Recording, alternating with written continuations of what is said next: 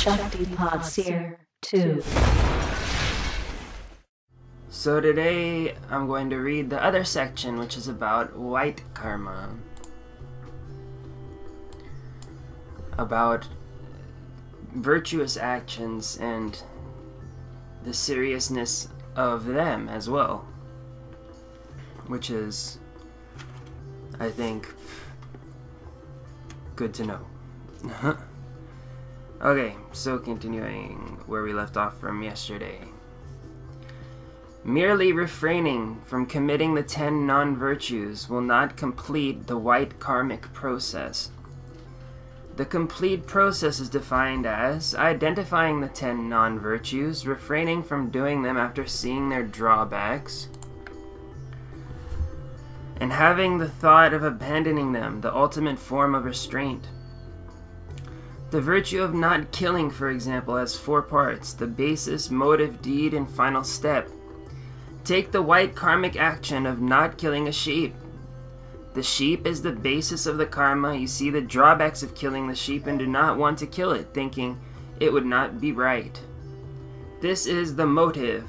When this thought becomes even stronger and you see that killing the sheep would be a misdeed, you try to entirely refrain from killing it. This attempt is the deed of the white karma of foregoing killing of the sheep. The karmic process is complete when you decide that you will not kill it. You see the drawbacks of killing the sheep and you think that you will completely refrain from killing it. This is equivalent to the karmic action of a body. This is the actual or final step to the white karma of not killing a sheep. When you are going to steal something not given, for example, the motive for not taking it would be the thought, this valuable thing is the basis for my suffering and degradation. To do this evil action for this purpose would be the cause of my going to lower realms, so to do it would not be right. The deed is your attempt to give up this karmic action. The karmic process is complete when you are quite decided on abandoning the deed. Apply the same principles to other non-virtues such as sexual misconduct.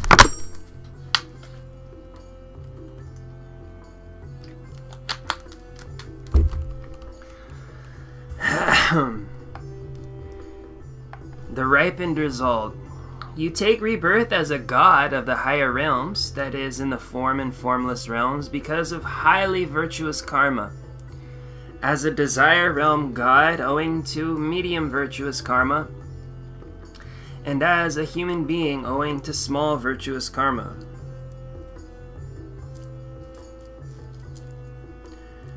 There are 2 types of these. Experiences congruent with the cause are longer life, greater wealth, harmony with your spouse, people heeding what you say, harmony with your friends, and so on. Examples of behaviors congruent with the cause appear in some people. Reincarnations of saints, for example, who right from birth develop renunciation and compassion on their own. They are easy to understand. They are the opposites of the above environmental results for the 10 non-virtues: food, drink, medicine with great power, and so on. Power owing to the field. Generosity becomes more and more powerful when practiced towards ordinary people, one's parents, monks and nuns, lay or ordinary bodhisattvas, Buddhas, and one's gurus, respectively. It is a much greater sin to give a bodhisattva a scornful look than to throw all the sentient beings of the 3 realms into prison and pluck out their eyes.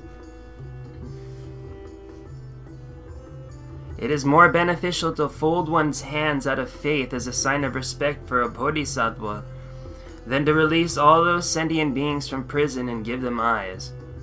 Similarly, if a monk kills an animal, he breaks only a minor vow. If he kills a human being, he breaks a major vow. A sutra says one's virtue is much more extensive if one has taken vows than if one has not.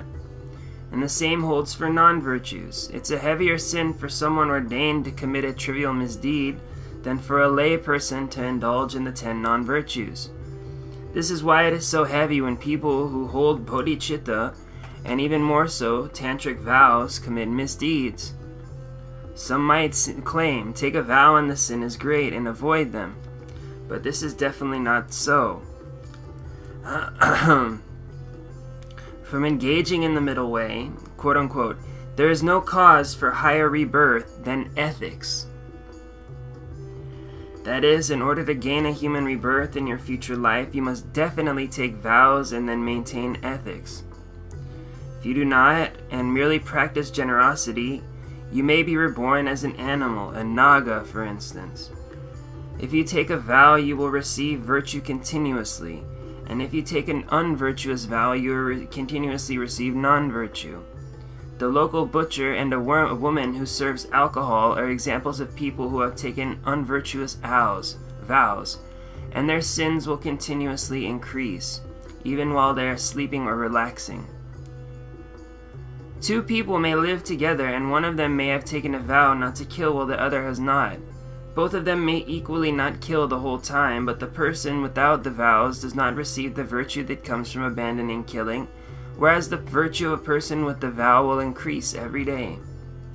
Similarly, people with lay, novice, or full ordination vows may not make any special effort to create root virtues, but at the very least, they still see an increase in 5, 36, or 253 types of virtue respectively, even when they sleep. And this applies to an incalculable degree, more than for any of the above, for people holding the bodhicitta vows. As engaging in the deeds of bodhisattvas says, thereafter, even in their sleep or in unguarded moments, the merit has power. Much merit comes to them continually and will be as enormous as space itself. People with tantric vows see 100,000 times more increase than even this. Thus, someone who has not taken any vows does not create these special root virtues unless he does so specifically. Contrast this with someone holding on to vows, who every day sees an increase in virtue and so profits greatly. The narrow-minded should therefore not have wrong views. Even lay people must be encouraged to take one-day vows, one-day fasting vows, and bodhicitta vows.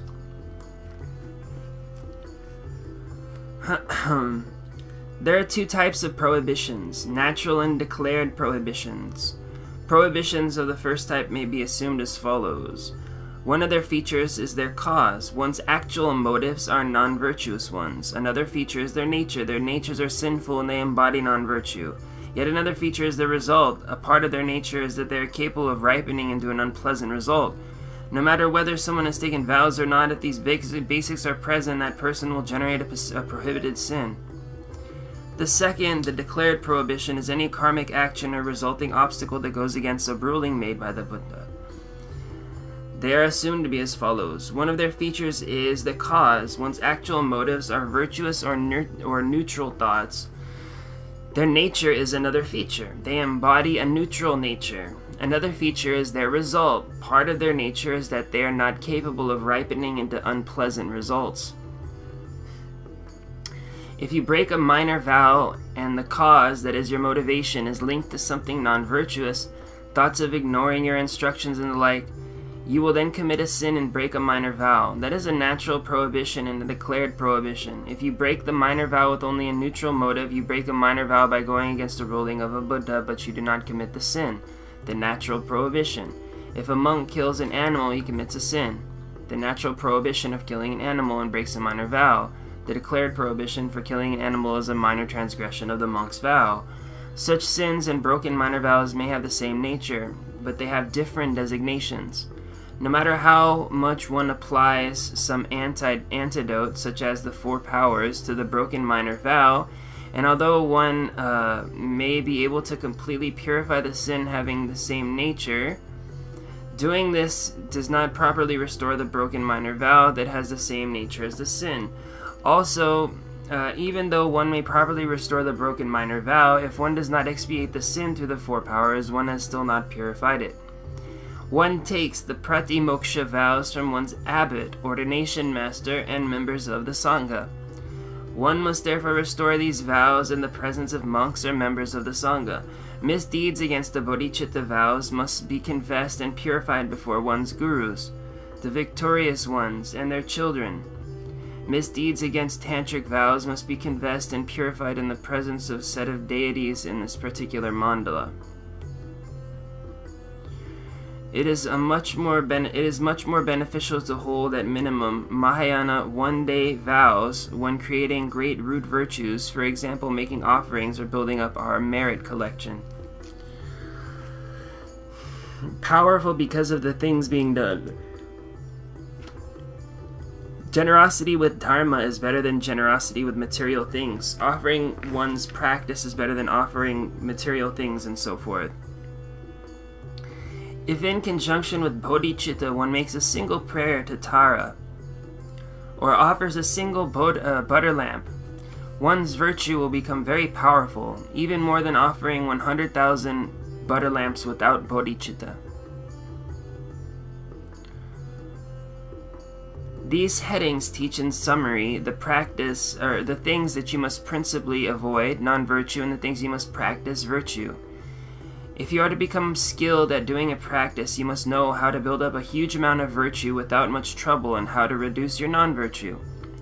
If a monk, for example, performs the preparatory rites once in conjunction with bodhicitta thoughts, it is powerful in all four ways owing to the field, his having been a candidate for vows, the thing being done, and the intention. There is also a difference between throwing and completing karma. Throwing karma is either virtue that causes one to be born in the upper realms, or non-virtue that throws one to the lower realms. Contemplating karma is not as fixed. One can have virtuous throwing karma, and the completing karma may be either virtuous or non-virtuous.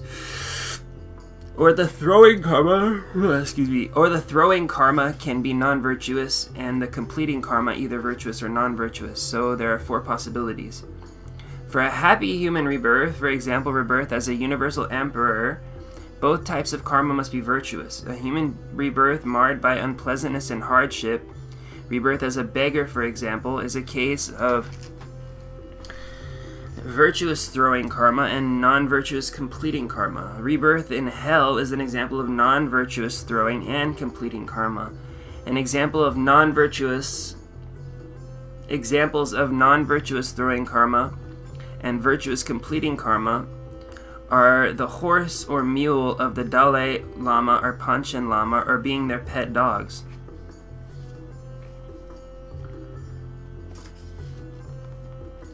A single karmic action can throw one into many bodies in succession. For example, insulting someone once with the words, "You're like a frog," can result in taking 500 rebirths as a frog. Or many karmic actions can result in one taking a single body, and so on. There are other types of karma. Karma one is obliged to undergo, karma one is not obliged to undergo, karma one has accumulated through some actions done that accumulate no karma, karma that one accumulated without doing anything. The results of karma that one is certain to undergo can occur in 3 different time periods, with visible results. Owing to some special motive or merit field, one experiences the results during the same life that the karma was accumulated. With karma to be undergone after rebirth, one experiences the results of a karmic action in the next rebirth. With karma to be undergone in a number of rebirths' time, one undergoes the results of a karmic action in the rebirth after next or in subsequent rebirths. We should therefore fear the results of non-virtue and keep the ethics of abandoning the 10 non-virtues. If we practice the 10 virtues properly, we will not fall into the lower realms and instead merely achieve an unexceptional rebirth as a human being or a god. Yet this alone is insufficient for us to achieve liberation and omniscience. If we could gain the special high rebirth that has the 8 ripened qualities, however, we could cover more ground on the path than would otherwise be possible. We must therefore achieve such a rebirth with these 8 ripened qualities. Great Tsongkhapa has said, "You will not cover much ground until you achieve a rebirth." With all the characteristics for practicing the supreme path, train yourself to have causes for them all.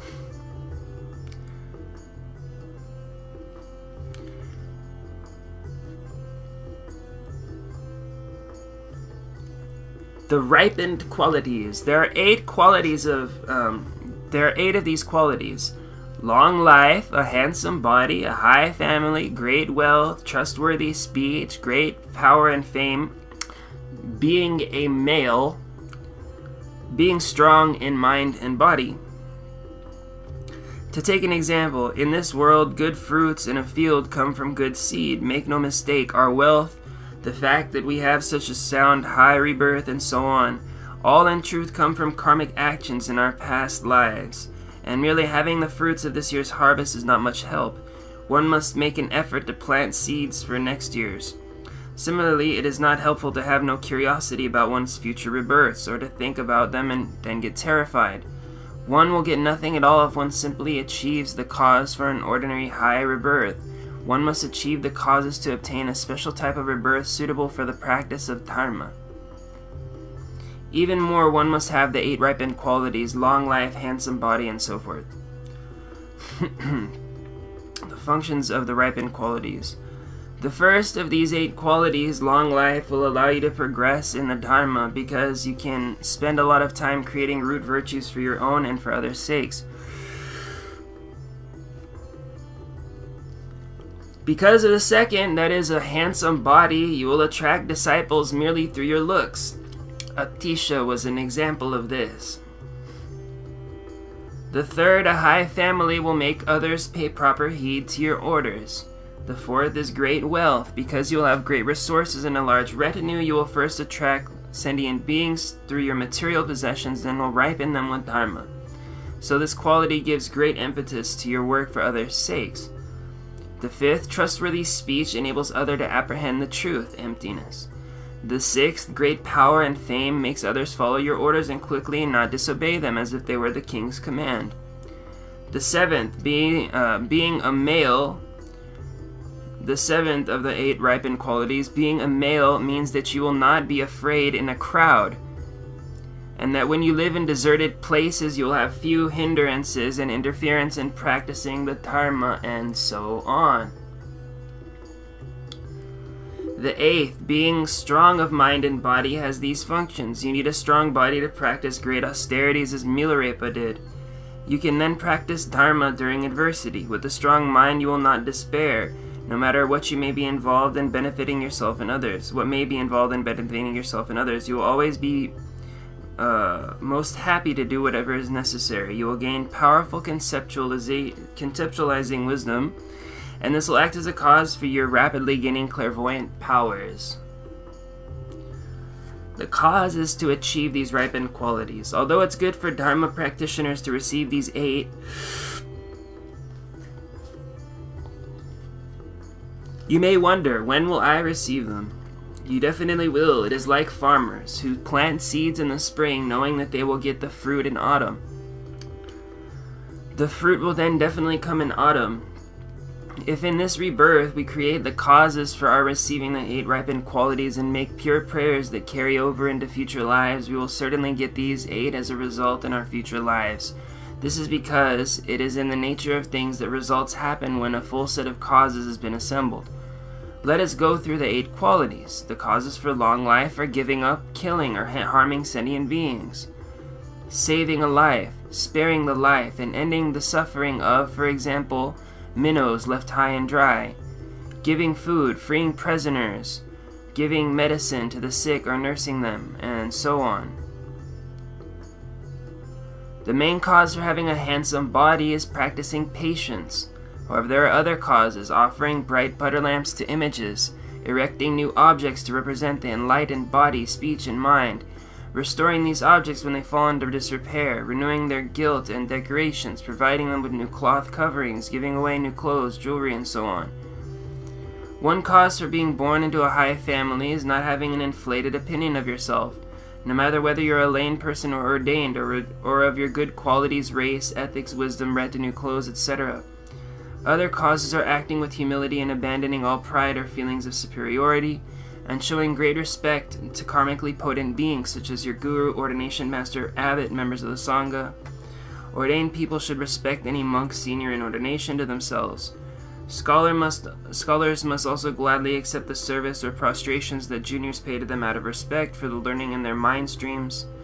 And when a young man is about to receive monk's vows, he should similarly respect those who have preceded him in ordination.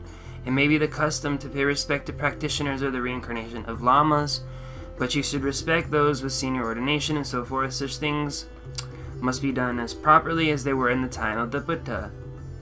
In the Tibetan government, the government of the Tushita Palace, uses the 16 unsullied laws of humans and dharma that contain many extremely important things. The young should respect the old. One should esteem people with good qualities or people who have been most kind to oneself, for example, one's parents. One should help people brought low by sickness and poverty and so on. If these are followed, it will help the general happiness of the land. A story is told in the transmission of the Vinaya and so on of 4 animal friends who respected each other according to their ages. Because of these animals' ethical behavior, the people of Kashi near Varanasi enjoyed great happiness.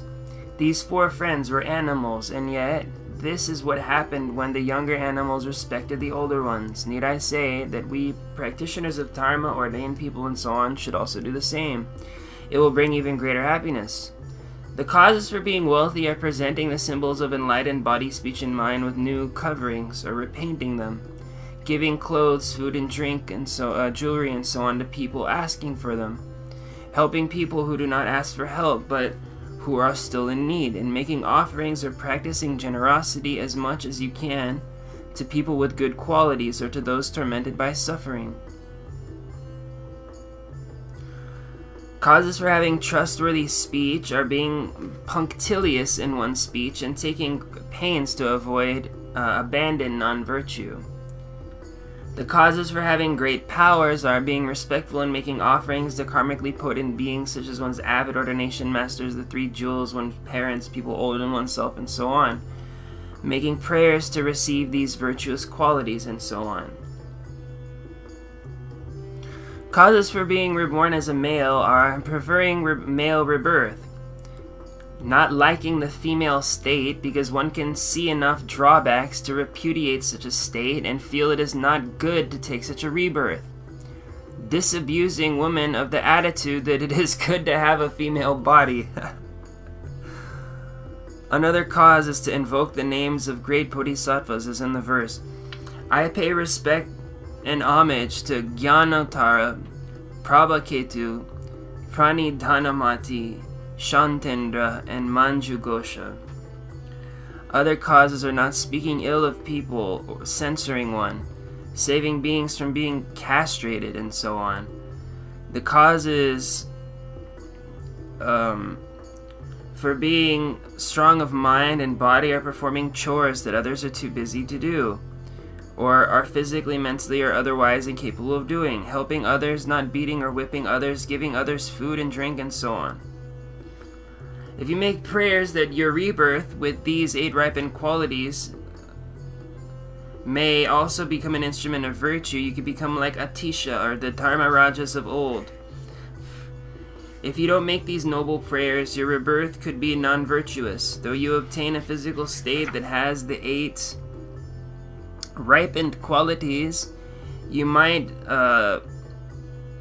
through it become a great force working for non-virtue, a king of some remote region, for example.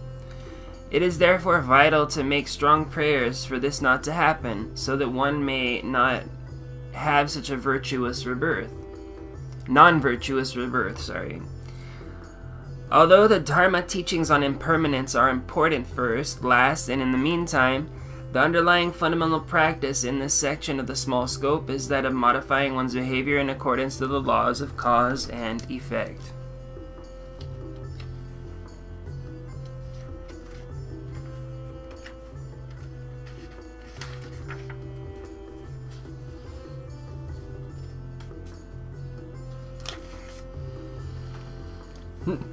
During your meditations, you should repeatedly think over the discussions on virtue and sin. It is between sessions you should vigilantly and scrupulously modify your behavior.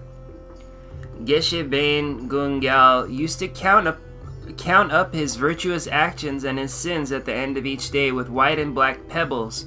Then he modified his behavior accordingly. You must do the same. From engaging in the deeds of bodhisattvas. How right for me to think diligently all the time, both day and night. From non-virtue comes suffering. How then to be free of non-virtue? The sage said that belief is the root of all things virtuous. The root of this belief has always been meditation on karmic ripening effects. In other words, when you come to know the white and black sides of cause and effect, you will always cultivate vigilance and scrupulousness. When you're in danger of taking a life or lying or whatever, you will immediately draw the line. If you purify yourself of even the subtle sins you have done, expiate yourself of them, and refrain from doing them again, then, as we find in Nagarjuna's letter, whoever was once reckless may later become scrupulous. They are then as comely as the cloudless moon, just like Nanda, Angulimala, Ajatashatru, and Udayana. I have already discussed this verse in the preparatory rites segment. Nanda was dominated by lust. Angulimala killed 999 men. Ajatashatru killed his father, who was a non-returner, and Udayana killed his own mother, yet they purified these sins. Your previously accumulated sins will also be purified, so it is vital to combine expiation of those sins with refraining from repeating them. To sum up, in this small scope section, you should place high value on the law of cause and effect by putting the main points into practice. Even the great Atisha put special emphasis on this. Once in Painpo, there was a man who used to recite the seal of Pangkong, and a man who had pawned a copy of 100,000 verse Perfection of Wisdom Sutra. Immediately after their deaths, Yama's minions led them under the ground and brought them into his premise. The second man lied, but to no avail. He was shown Yama's mirror. The mirror revealed who had sold the sutra, who had bought it, the lentils the man had bought with the proceeds, and even the child who picked up the lentils when they were split. The man was thrown into a giant cauldron.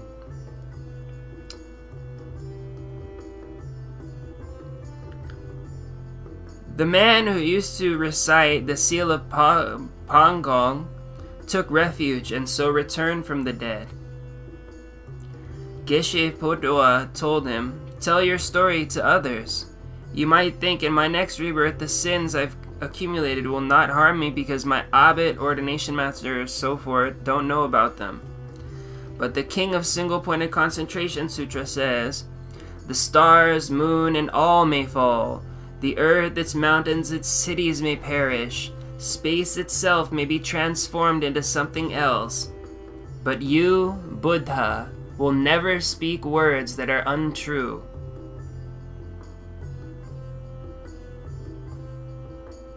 In other words, Buddha's discussion of the law of cause and effect is the truth and will never deceive. Not even the smallest virtue or sin will disappear of its own accord. You should therefore modify your behavior properly. Even so, because of your excessive familiarity with every small sin since beginningless time, you have been tarnished by them and should therefore expiate and refrain from these sins by using the 4 opponent powers. In particular, how to purify oneself with the 4 powers. Although I have covered this in the above section on the preparatory rites, it is so important I shall briefly go over such familiar headings again. The first is the power of repudiation. This means having strong regret for one's sins of the past. This is the most important of the 4 powers. For if one has it, the others would follow of their own accord. This power is the result of having faith in cause and effect. The power of applying all antidotes, as I have told you, has 6 types, all of which are mentioned in Shantidev's compendium of instructions. At the same time, any virtuous practice done to purify the sin becomes an example of this power. The power of refraining from the misdeed involves firmly resolving to refrain from it, thinking even at the cost of my life, from now on I will not do it again. It will be difficult at first to be able to abandon all your misdeeds for good, but there will be some things that you can abandon from the root. For the things you cannot abandon in this way, you should cultivate a certain resolve, and you should cultivate a resolve to refrain from doing them and think, I will not do them today. And repeat this every day. At that point, I had to add like a little comment. That's pretty much exactly how I quit smoking cigarettes.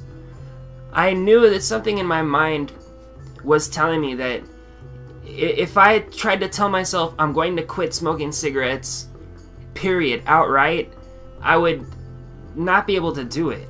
What I did is like kind of day by day like this. I said, okay, I'm gonna try to not smoke right now. Just try to not smoke for today, or for the time being, and I would go and meditate or smoke some herb or something else, you know, but not cigarettes. And after a week or 2 of this, like day to day saying I'm gonna try to not smoke cigarettes today, after about a week or 2 of this, the craving was gone. So I think the same kind of thing could be practiced with our negative actions. That if we try to say, okay, I'm going to try to not do this today, and then the next day we keep trying to do it, I think gradually we'll give up our bad habits, just like I gave up smoking. The power of the basis is taking refuge in developing bodhicitta.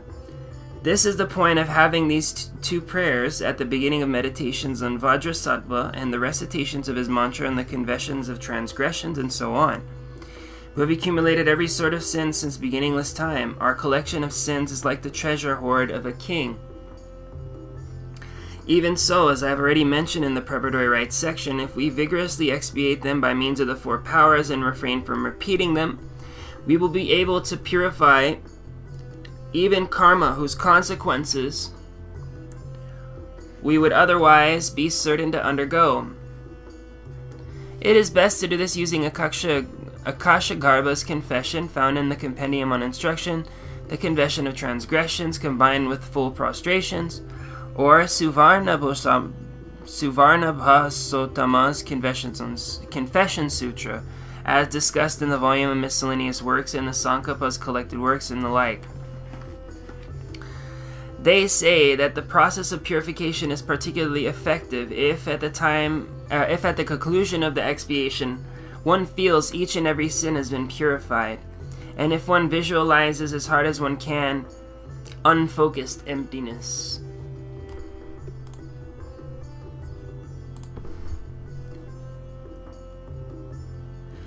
It is not helpful to be either indifferent to one's sins or to remain afraid of them. It is vital that we beginners expiate them, and that we do so vigorously for a long time, until the signs that we have purified ourselves mentioned in the spell of Kandakari appear repeatedly.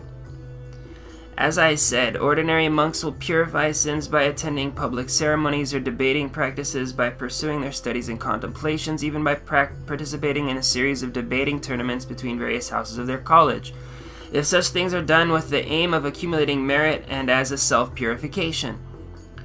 The actions would then build up their accumulations.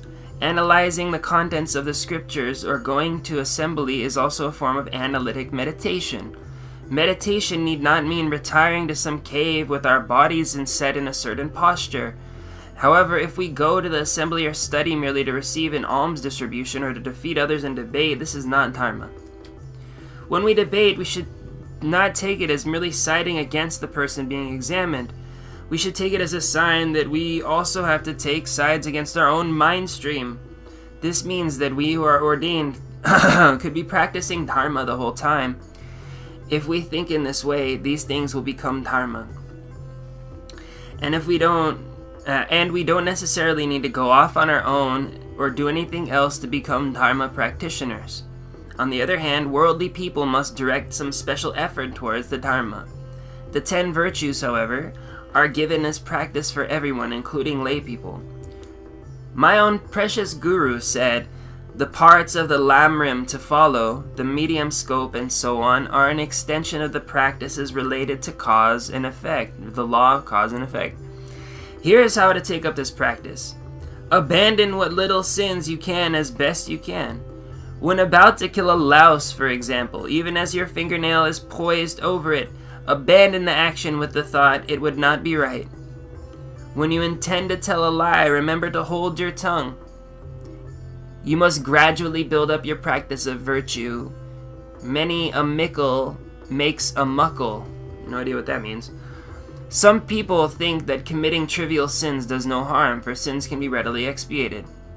But there is an enormous difference between not committing a sin in the first place and expiating it after it has been committed. As great a difference as there is between not breaking a leg and mending it by binding it after it has been broken. In other words, one does oneself grave harm by distancing oneself from gaining the higher stages on the path by wandering in samsara for as much aeons, even though one need not experience the ripening effects of the sins if one purifies them by refraining from them and by strenuous expiation. Sinning, therefore, does great damage.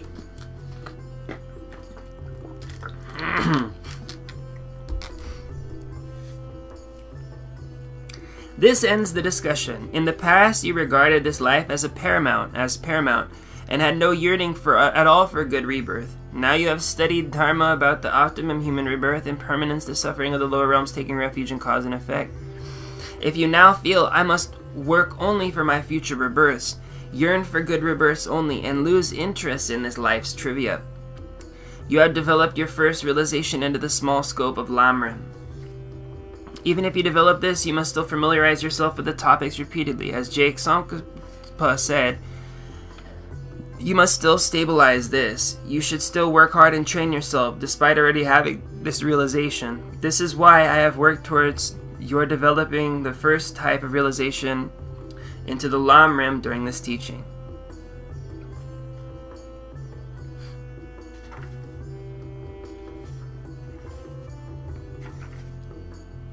And that is the end of the small scope entirely, which is about half of the book. That very first half, right, this part is all the small scope, the laws of causality, other things. The 3 realms into prison and pluck out their eyes. It is more beneficial to fold one's hands out of faith as a sign of respect for a bodhisattva than to release all those sentient beings from prison and give them eyes. Similarly, if a monk kills an animal, he breaks only a minor vow. If he kills a human being, he breaks a major vow. A sutra says one's virtue is much more extensive if one has taken vows than if one is not. And the same holds for non-virtues. It's a heavier sin for someone ordained to commit a trivial misdeed than for a lay person to indulge in the 10 non-virtues. This is why it is so heavy when people who hold bodhicitta, and even more so, tantric vows, commit misdeeds. Some might claim, take a vow and the sin is great, and avoid them. But this is definitely not so. From engaging in the middle way, quote-unquote, there is no cause for higher rebirth than ethics. That is, in order to gain a human rebirth in your future life, you must definitely take vows and then maintain ethics. If you do not, and merely practice generosity out of the higher realms, that is, in the form and formless realms, because of highly virtuous karma, as a desire realm god owing to medium virtuous karma, and as a human being owing to small virtuous karma.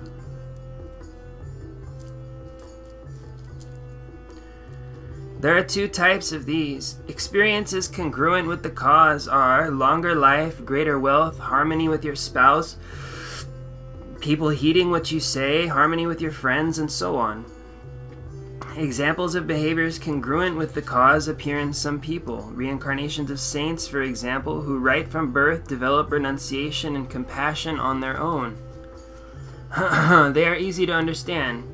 They are the opposites of the above environmental results for the 10 non-virtues: food, drink, medicine with great power, and so on. Power owing to the field.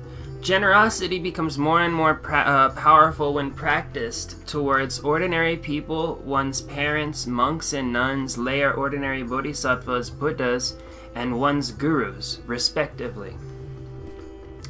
It is a much greater sin to give a bodhisattva a scornful look than to throw all the sentient beings.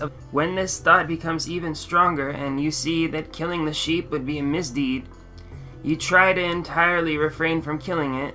This attempt is the deed of the white karma of foregoing killing of the sheep. The karmic process is complete when you decide that you will not kill it. You see the drawbacks of killing the sheep and you think that you will completely refrain from killing it. This is equivalent to the karmic action of a body. This is the actual or final step to the white karma of not killing a sheep. When you are going to steal something not given, for example, the motive for not taking it would be the thought, this valuable thing is the basis for my suffering and degradation. To do this evil action for this purpose would be the cause of my going to lower realms, so to do it would not be right. The deed is your attempt to give up this karmic action. The karmic process is complete when you are quite decided on abandoning the deed. Apply the same principles to other non-virtues such as sexual misconduct.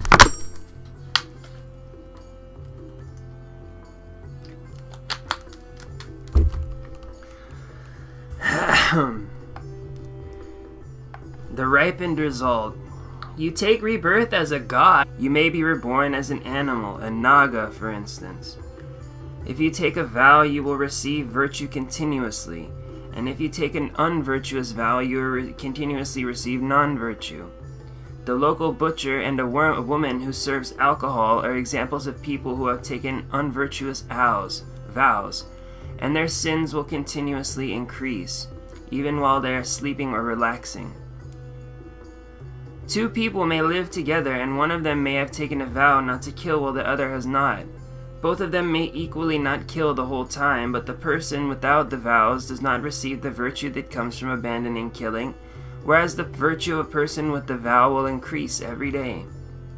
Similarly, people with lay, novice, or full ordination vows may not make any special effort to create root virtues, but at the very least, they still see an increase in 5, 36, or 253 types of virtue respectively, even when they sleep. And this applies to an incalculable degree, more than for any of the above, for people holding the bodhicitta vows. As engaging in the deeds of bodhisattva. Shakti Pod Seer 2. So today I'm going to read the other section, which is about white karma. About virtuous actions and the seriousness of them as well. Which is, I think, good to know. Okay, so continuing where we left off from yesterday. Merely refraining from committing the 10 non-virtues will not complete the white karmic process. The complete process is defined as identifying the 10 non-virtues, refraining from doing them after seeing their drawbacks, and having the thought of abandoning them, the ultimate form of restraint. The virtue of not killing, for example, has 4 parts: the basis, motive, deed, and final step. Take the white karmic action of not killing a sheep. The sheep is the basis of the karma. You see the drawbacks of killing the sheep and do not want to kill it, thinking it would not be right. This is the motive